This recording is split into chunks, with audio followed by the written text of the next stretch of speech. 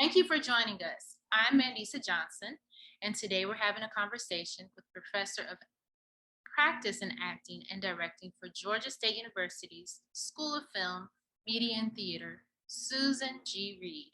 Susan also works as a professional acting coach, casting director, writer, and director. She's also completed casting for Investigation Discovery's fourth season of Your Worst Nightmare for Fox Casting.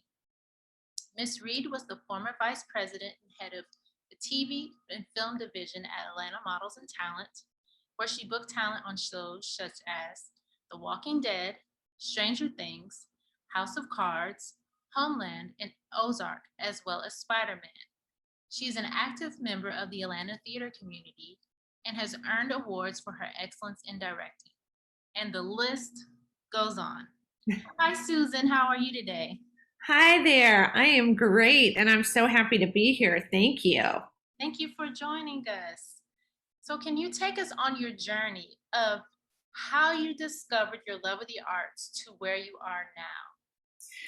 Absolutely. I, like so many other artists out there, started out as an actor when I was a young child. That's all I wanted to do. I was the one who was putting on plays and auditioning to be in musicals in school and did that for many, many years.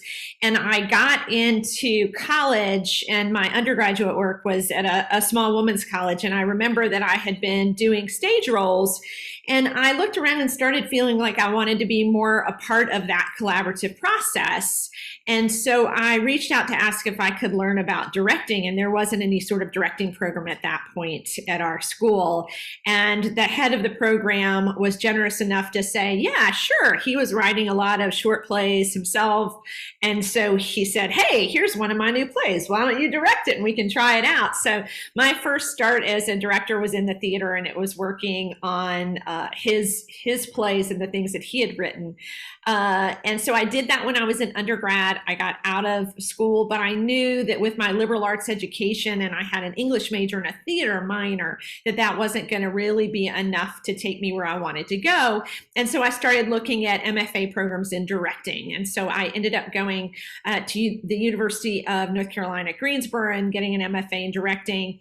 And eventually, after just a couple of years, moved down to the Atlanta area and have lived here since then.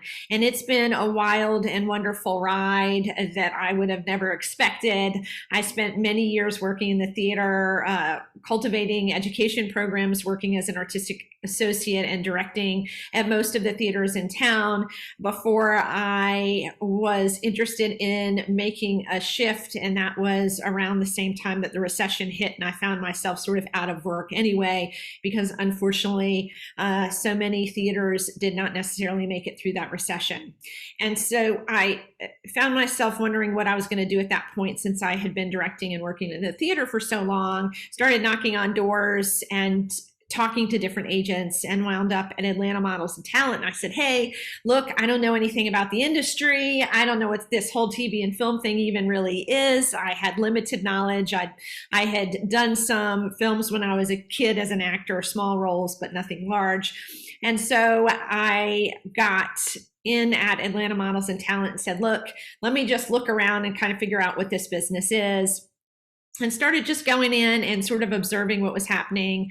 And about 3 weeks later, they offered to hire me, brought me in as an agent. And then I guess maybe 3 years later, a number of different things happened at the agency, and I wound up vice president of Atlanta Models and Talent and head of the TV and film division, and loved that and learned so much about the business doing that. Was interested in doing more, so I moved over to casting for a bit, and then got the current job that I have now at Georgia State as a professor of practice in acting and directing. And meanwhile, continued to direct, started to also sort of work on film directing projects and also writing projects. I have an acting book that I have written. I'm getting close to a point where that's finished.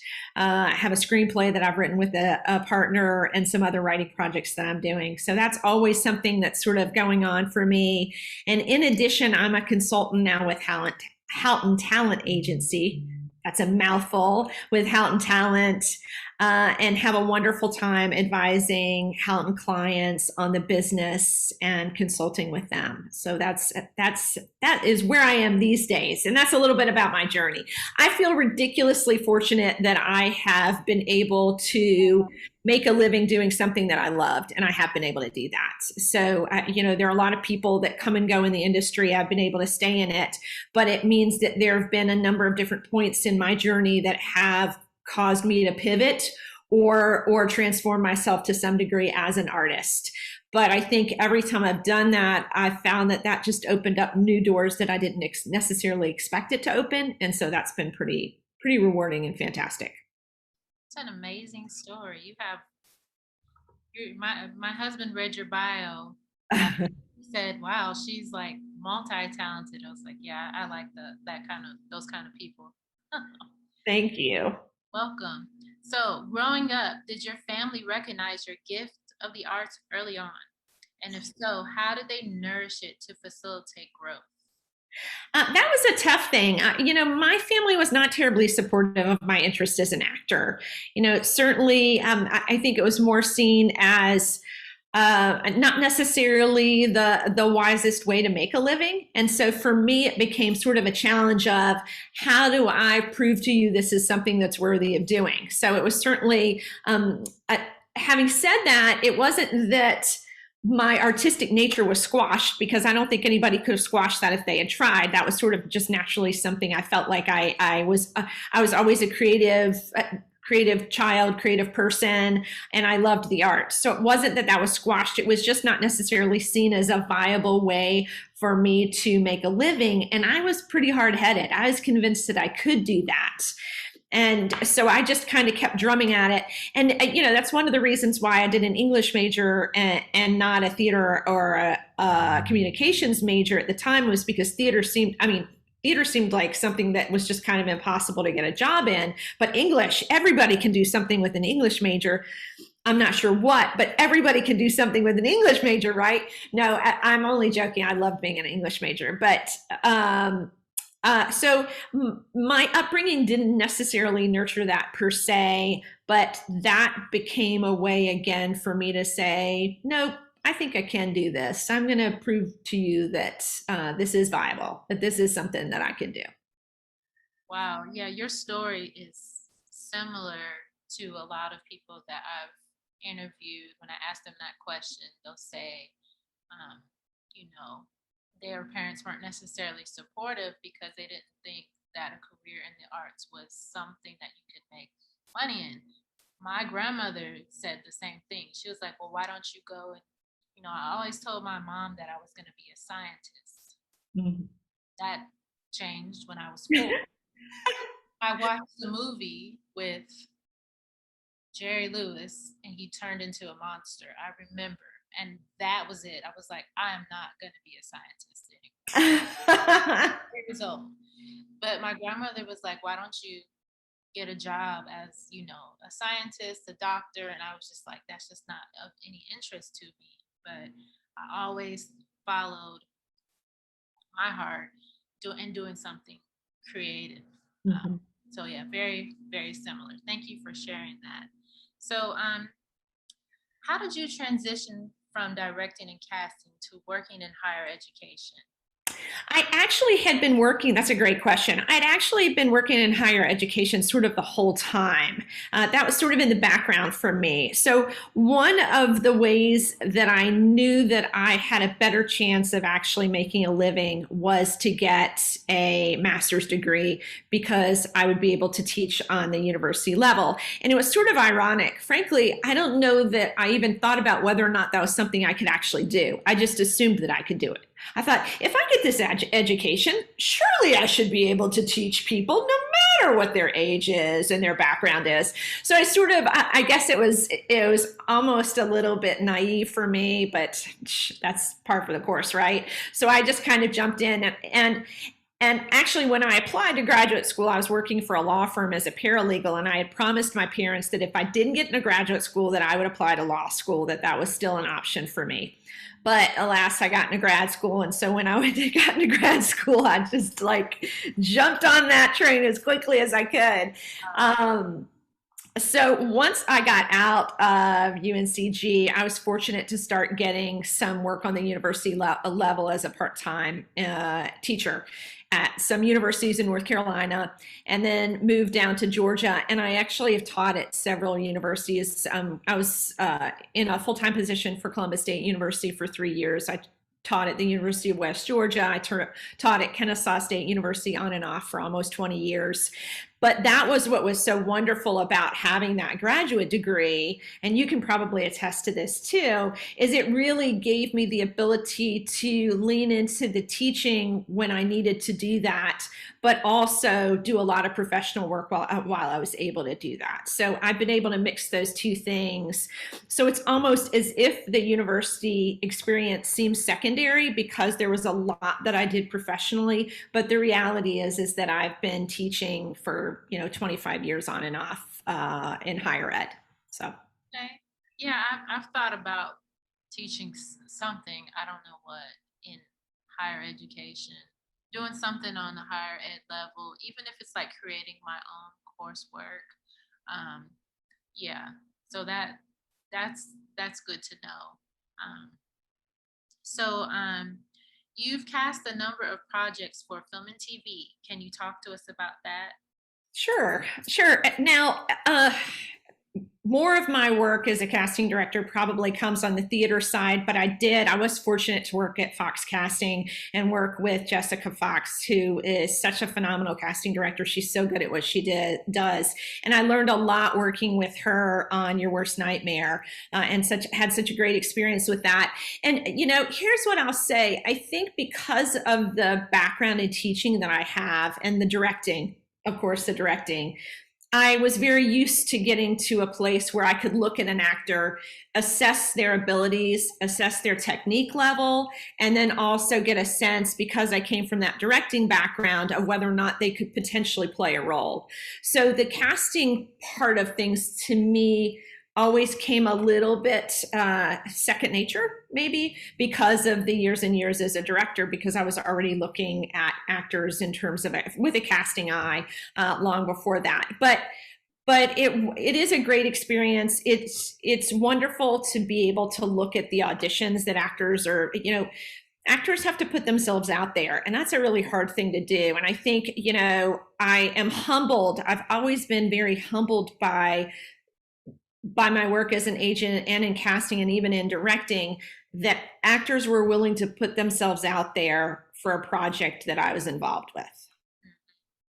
That's a huge thing, Yes. because having been an actor at one point in my life and worked in the arts all my life, I'm so aware of what those demands are, what we are asking of that actor when we say to bring that truth and that honesty and that authenticity to a role. And so I'm inherently aware of that, and that makes me, again, it's just that's a sort of humbling thing, but such an amazing thing to be able to now help actors in that capacity too, and to have an actor send me an audition, have an actor reach out to me to consult with them and talk to them about the technique and craft of acting, talk to them about what makes a really good taped audition, what are really strong choices, what are choices that are not going to fly, how do you get better at this, all of those things. That's sort of one of my favorite things to do, is to have that discussion with actors. I love it, and I love working with actors. I can't imagine, actors are unpredictable and crazy and kind and sometimes very self-centered, but that's part of what makes them so remarkable and so good at what they do. And I feel really just fortunate that I'm even get to be a part of that conversation with them. So, I'm very passionate about what you do, which is oh, I am. I love it. yeah. Yes, that's good. So, what are the characteristics of a good casting director? Hmm. I think that depending on who you ask, they might have some different responses to that. For me, one of the things that I felt like was important that I brought was my knowledge about the craft and technique of acting. so that as a casting director, as an agent, as a director, I have been able to, as a coach, look at an actor and be able to see what their level of technique and work is and assess whether or not I think they have the ability to be able to do a role. And so I think that having some sort of background in acting, having knowledge of the technique and craft of acting really is a benefit. Having said that, having worked in Atlanta for a minute or two now, I know pretty much all of the casting directors, and I can tell you that not every single one of them has that background, but some of them are still amazing at what they do. So I think some of it is networking, some of it is being in the right place at the right time. It's really hard work. It's really paying attention to time sensitivity, and then it's also being able to be very flexible. When you're working as a casting director, you're not making the decision. Right. You're just part of that wheel, that cog that's moving around. So part of what is really challenging is making sure that you're listening to all the different people that are in that conversation, and that when to join that and when to step back, and sort of how to adjust that becomes really important, whether or not you're talking to producers, whether or not you're talking to the director, that sort of thing. And then also in you're working with the actors and choosing the actors. So there are lots of different skills that go into that, but I think probably the successful casting directors are coming with lots of different skills that just kind of come together and bring the magic for them. But it's not necessarily a strict codifiable resume. Again, if you looked at the background of every one of the major casting directors, and this, you could talk about LA, New York, or even the ones that again are working like gangbusters here in the Southeast, they're not similar. They come from lots of different areas, and have all found success in different ways. Okay. Yeah. Thank you for answering that question for us. So, you've previously worked as the vice president of film and TV for Atlanta Models and Talent. With all of your experience, do you think that you ever would start your own talent agency? People have asked me that so many times. I love being an agent so much, but again, part of the love of being an agent, I think, has to do with the fact that I really love actors and working with actors.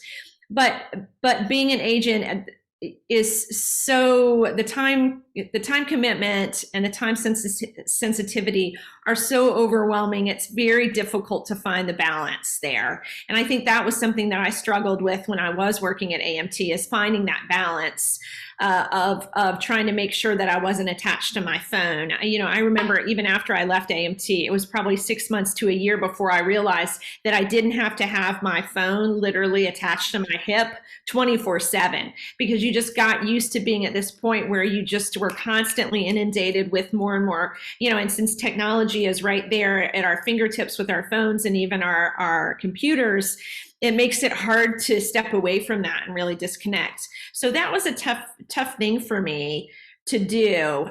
So I don't know. I feel like I have a little bit of the best of both worlds in working with Misty and Houghton Talent right now, because I get to do my favorite things.